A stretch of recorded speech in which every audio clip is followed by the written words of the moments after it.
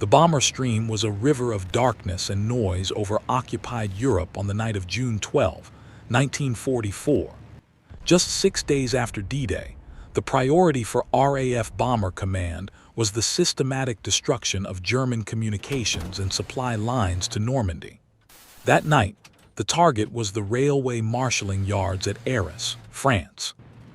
Among the hundreds of Lancasters droning through the ink-black sky was Q Queenie, a Mark I aircraft from 61 Squadron based at RAF Skellingthorpe. At its controls was a 21-year-old Australian pilot, Flight Sergeant Jack Kalpis, leading a crew of 6 other young men: navigator, flight engineer, bomb aimer, wireless operator, mid-upper gunner, and rear gunner.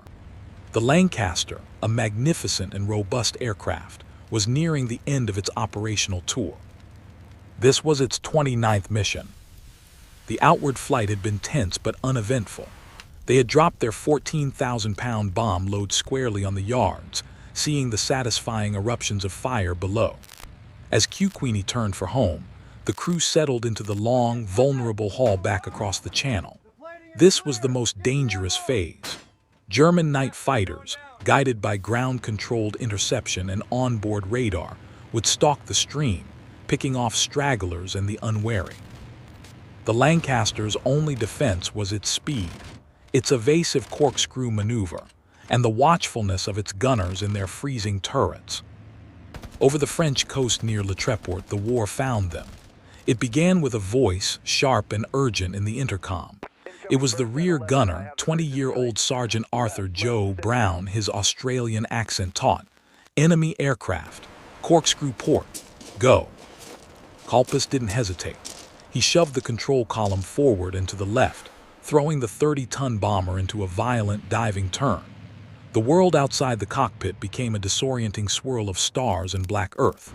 In that moment, a shape, a dark, twin-engine silhouette, raced past them, its cannon fire stitching a line of glowing shells through the space they had just occupied. It was a Junkers Ju-88 night fighter, its Shredge music upward-firing cannons having missed their mark by a fraction. The evasion had saved them, but it had also cost them. In the frantic maneuver, Q Queenie had lost precious altitude and, more critically, had been separated from the protective anonymity of the bomber stream. They were now a lone, stark blip on German radar screens. Before Kalpis could level out and attempt to rejoin the stream, the mid-upper gunner, Sergeant Dennis Tim Timms, called out, "Second fighter, starboard quarter level, he's turning in." Another Ju-88, or perhaps a Messerschmitt Bf 110, was lining up for an attack. Kalpis threw the Lancaster into another corkscrew, this time to starboard. The G-forces pressed the crew into their seats. Loose equipment clattered around the fuselage. Again, the fighter's attack was evaded, the tracer fire passing harmlessly astern. But the price was paid again in altitude and speed. They were now down to 8,000 feet, bleeding height with each defensive maneuver. Then came the blow that should have been fatal. The third attacker was unseen. There was no warning shout from the gunners, just a sudden, deafening cacophony of ripping metal and exploding shells. A hail of 20 cannon fire from a third night fighter, likely attacking from directly below using Shredge music, raked the length of the Lancaster's belly. The aircraft shuddered as if struck by a giant hammer. In the cockpit, warning lights blazed. The port outer engine, number 1, was instantly destroyed, its propeller windmilling uselessly. A fierce fire erupted in the wing root between the dead engine and the fuselage. Hydraulic fluid sprayed like blood from severed lines. The intercom filled with frantic damage reports. The bomb bay doors were jammed open, the mid-upper turret was inoperative, and the rear turret had lost power. Most critically, the controls felt heavy and unresponsive. The blast had damaged the tailplane and severed some of the control cables for the elevators and rudder. Q Queenie was mortally wounded. Standard procedure was clear. A 4-engine bomber losing an engine and on fire over enemy territory at low altitude was to be abandoned. The crew had every right to bail out, but bailing out meant capture, and for the airmen of Bomber Command in June 1944, it also meant missing the final, victorious push of the war they had fought so long to see. Kalpis made a snap decision. "We're going home," he said over the intercom, his voice unnaturally calm. "Fire extinguisher on number 1. Feather the prop. Prepare to ditch everything." The flight engineer, Sergeant Bill Ho, activated the Gravener fire extinguisher for the burning engine. With a whoosh of inert gas, the flames were smothered, leaving behind a charred, mangled mess of metal and a terrifying drag on the airframe. He then feathered the propeller on the dead engine, turning its blades edge-on to the wind to reduce resistance. The wireless operator and navigator began jettisoning anything movable to lighten the aircraft. Armor plating, damaged equipment, even their parachutes. Every pound counted. But their ordeal was far from over. The 3 German night fighters, knowing they had wounded a giant, regrouped for the kill. They were seasoned hunters. A Lancaster, even a healthy one, had a maximum speed of around 280 mph. A Ju-88 could do over 300. A crippled Lancaster on 3 engines, with a gaping hole in its fuselage and damaged controls, should have been easy prey. The fighters took up positions around the limping bomber, like wolves circling injured prey. They began making probing attacks, testing the gunners. Here, the defensive skill of the Lancaster's crew turned the tide. Though the powered turrets were damaged, the gunners could still traverse them manually. The rear gunner, Joe Brown, his turret dead, used a hand crank to swing his 4.303 Brownings towards the attackers. He and the mid-upper gunner, Tim Timms, coordinating through the intercom, laid down disciplined, accurate bursts of tracer fire. They did not aim to shoot down the fighters. That was a near impossibility at night, but to spoil their aim. Each time a fighter began its run, a cone of tracer would reach out towards it, forcing it to break off its attack prematurely. It was a battle of nerve and ammunition.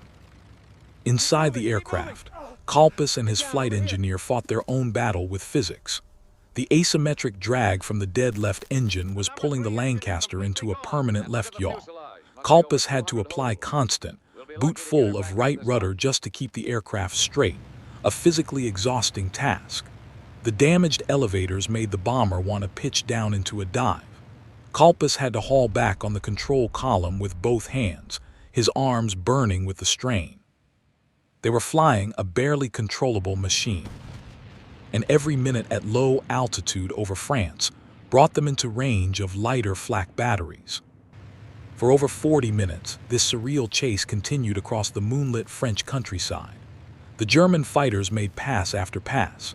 Each time, the gunner's tracer would force them to swerve. The navigator, Flying Officer John Jack Harrison, provided constant course corrections, guiding them towards the shortest possible route to the English coast, avoiding known flak concentrations. The bomb aimer, lying in the nose, acted as a second pair of eyes, calling out landmarks and threats. The Lancaster's one advantage was its ruggedness. Despite the terrible damage, its geodetic airframe, a basket weave of aluminum alloy, held together. The 3 remaining Rolls-Royce Merlin engines, though straining, did not falter. Slowly, agonizingly, the coast approached. As they crossed the white cliffs near Beachy Head, the German fighters, at the limit of their fuel and range and unwilling to face the coastal defenses, broke off their pursuit and turned back. The immediate threat was over, but the flight was not. Queenie was now over England, but she was dying. The hydraulic failure meant no flaps or brakes for landing. The undercarriage had to be lowered by a manual emergency pump, a task that took the combined effort of 2 crewmen, cranking for agonizing minutes. Kalpis, his body trembling with exhaustion, aimed for the first large, friendly airfield he could see, RAF Ford, a coastal station. The landing was a controlled crash. With no flaps to slow her, Queenie came in hot and fast. With no brakes, she was a runaway train. The wheels touched down with a screech and the Lancaster barreled down the runway. It finally ground to a halt at the very far end, tipping onto its nose as the weakened undercarriage collapsed. The crew evacuated rapidly, expecting fire. None came. They stood on the grass, watching as ground crews swarmed over their aircraft. The damage was breathtaking. The entire port outer engine was gone.